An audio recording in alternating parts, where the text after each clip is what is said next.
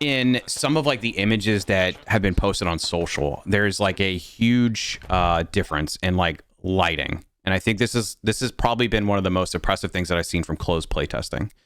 And I know that I think in the notes, like there was, for example, virtual shadow maps and global illumination are two things that were highlighted as a part of what Unreal 5 can bring to the game.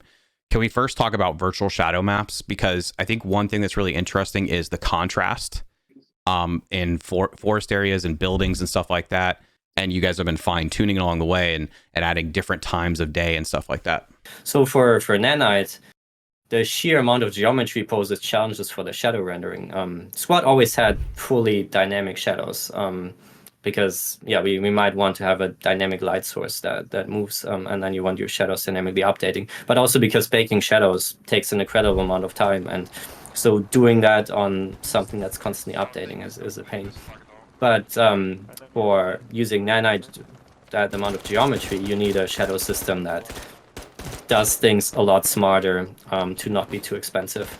And so that's the engine comes with a new system called Virtual Shadow Maps, where it does a lot of caching of the shadows and dynamically updating the quality as needed. So as you get closer to an area of the map, the shadow quality will increase there, but it's still all cached, and so only parts of the overall shadows will update.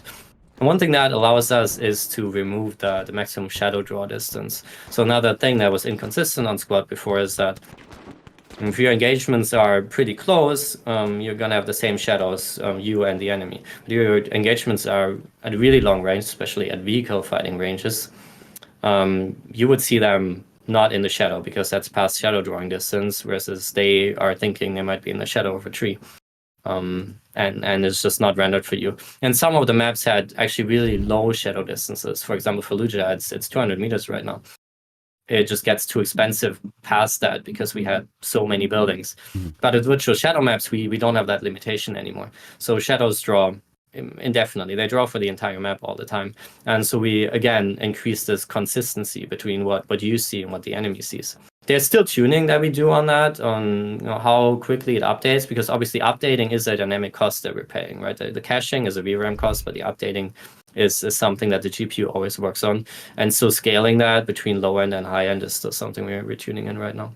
If it's on Fallujah, you said currently with UE4, it's 200 meters is the shadow distancing.